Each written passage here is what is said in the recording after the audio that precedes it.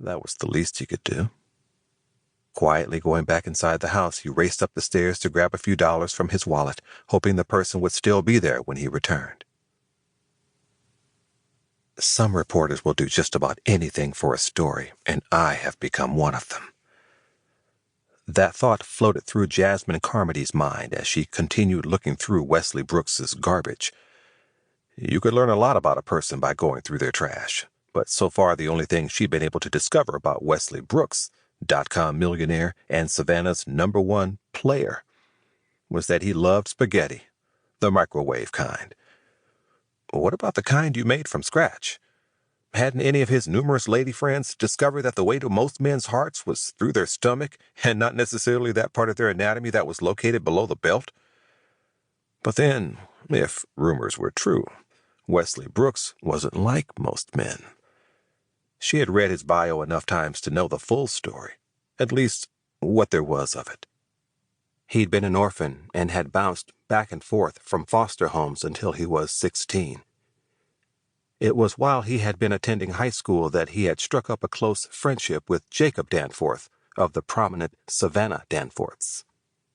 Jacob and Wesley became the best of friends, and when Wesley was about to be sent to yet another foster home, Jacob's parents, Harold and Miranda Danforth, stepped in and offered Wesley a home and a chance for stability in his life for the remainder of his high school years, becoming the first family he'd ever known. When it came time for college, Wesley's proficiency in sports and his talent for math got him a scholarship to Georgia Tech University. Jacob Danforth also attended Georgia Tech, and the two roomed together for the 4 years they were there. Jasmine sighed as she continued to dig through the garbage. There wasn't too much about Wesley Brooks that she didn't know, including the fact that the internet-based restaurant supply business he'd created a few years ago had made him millions, and at the age of 30, he was considered one of the wealthiest men in Savannah, as well as one of the most sought-after bachelors. She also knew about his close relationship to the Danforth family, which was the main reason she was digging through his garbage at this ungodly hour. Jasmine suddenly went still.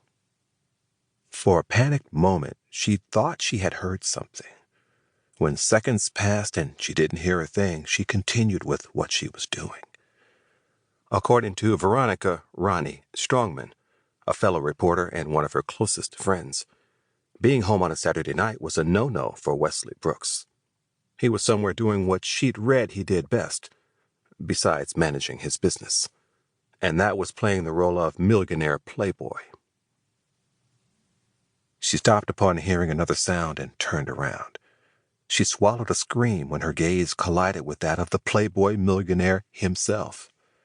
The sight of him took her breath away, and when he walked out of the shadows barefoot and wearing only his jeans, her gaze first locked on his bare chest before moving upward to his gorgeous hazel eyes.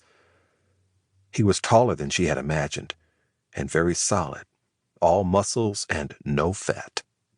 He had chestnut-colored skin, the kind that didn't make you think of open fires, but stirring up a different kind of fire.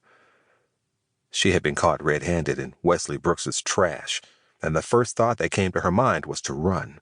But for some reason, she couldn't move. She felt glued to the spot. Wesley was shocked. What he thought was a he had turned out to be a she. He saw the panic in the woman's eyes and knew she was about to take off running, but he couldn't let her go without first offering her something. A part of him wondered what had happened in her young life to leave her this destitute. "Wait! Don't go. I want to help." He watched her eyes widen and thought she had the most incredible dark brown eyes that he had ever seen on a woman. A scarf completely covered her head, and here in the darkened corner of the yard where only the moonlight shone through, he could see that her features were just as incredible as her eyes. Her skin tone was the color of rich cocoa, and she appeared to be no more than 25, the same age he had been when he had made his first millions. She was wearing what appeared to be a well-worn jogging suit, and surprisingly, she smelled good. His practiced nostrils recognized the fragrance, one that had an alluring scent. This particular brand would normally be too costly.